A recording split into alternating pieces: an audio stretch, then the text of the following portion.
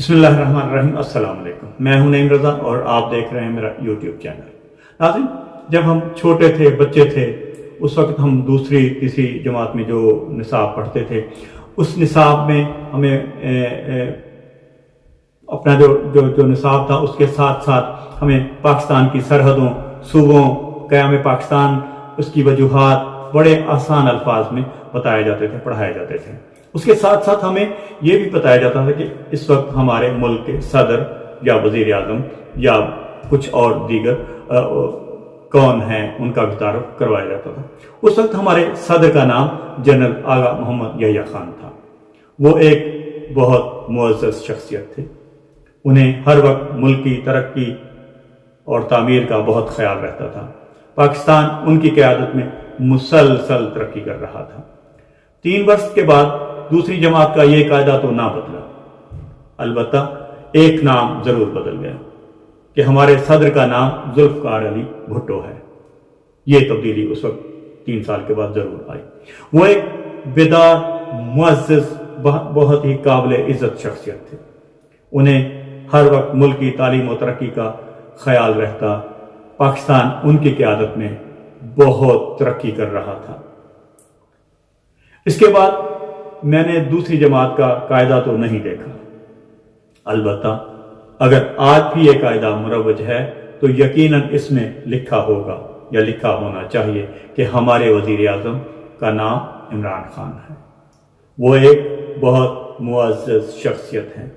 उन्हें हर वक्त मुल्क की तामीर और तरक्की का बहुत ख्याल रहता है। पाकिस्तान उनकी क़यादत में मुसलसल तरक्की कर रहा है।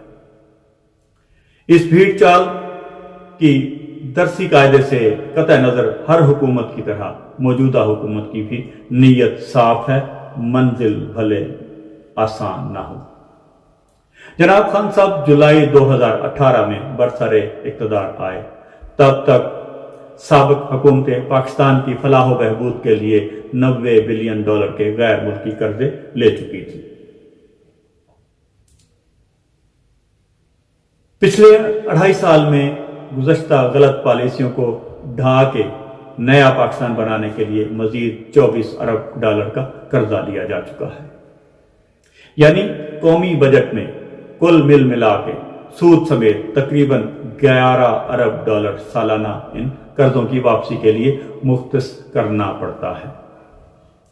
गोया तमाम कौमी बजट सूद, दिफा और इंतजामी अखराजात की मद में कम और बेश बराबर हो जाता है।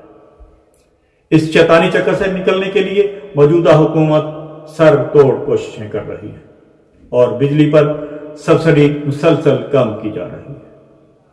टैक्स नेट में ज्यादा से ज्यादा कंपनियों को और अफराद को लाने की कोशिश कर रही है। बीमार और खसारा ज़दा इदारों को खत्म किया जा रहा है या आपस में जम किया जा रहा है ताकि अखराजात कम हो सके। स्टील मिल्स और PIA जैसे सफेद हाथियों को भी कौन हाथी की तरह किसी खुदा तर्स को सौंपने के लिए किसी सरमायाकार की तलाश जारी है। मौजूदा हुकूमत से पहले भुट्टो था, नवाज शरीफ, और उनके अदवार के 46 वर्ष में सरकारी और कमर्शियल बैंकों ने 400 से ज्यादा निजी कंपनियों, इदारों और अफराद को दबाव, सिफारिश और वाकफियत की बुनियाद पर दिए गए उधार में से यानी कर्जे में से लगभग 500 अरब के कर्जे दादाजी का माल समझकर राइट ऑफ कर दिए। अच्छी बात यह है कि मौजूदा हुकूमत कर्जे राइट ऑफ करने की पॉलिसी पर अमल पैरा नहीं, बल्कि नैब पहले के मुकाबले में ज्यादा जारहाना तरीके से करप्शन और अकबा परवरी के दूध पर पलने वालों के पीछे पड़ा हुआ है। न सिर्फ पाकिस्तान बल्कि बैरून पाकिस्तान भी चोरी और लूट माल का ताक़ुब सरगर्मी से जारी है। नाज़रीन, बैरून मुल्क पाकिस्तानियों के पैसे को राग़िब करने के लिए रोशन पाकिस्तान डिजिटल अकाउंट और नया पाकिस्तान इन्वेस्टमेंट सर्टिफिकेट के इजरा जैसी स्कीमें भी कामयाब बताई जा रही है।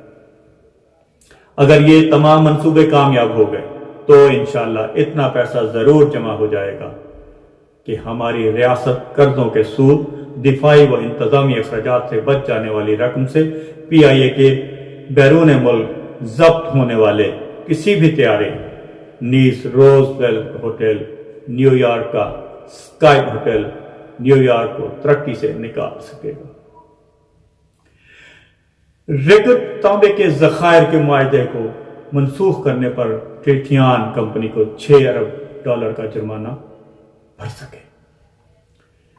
جس اصلی براڈ شیٹ کمپنی نے نیب کے ساتھ قانونی ہاتھ کر کے بذریعہ عدالت $29 ملین ہتھیا لیے ہیں، اور ایک اور جعلی براڈ شیٹ نے $2.5 ملین پہلے ہی جیب میں ڈال لیے، اس سب غفلتی نقصان کا خسارہ پورا ہو سکے۔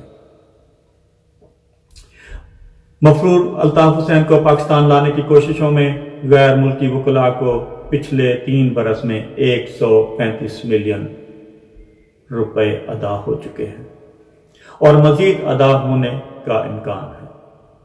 ان موجودہ اور ممکنہ قانونی اخراجات کی بھرپائی ہو سکے گی۔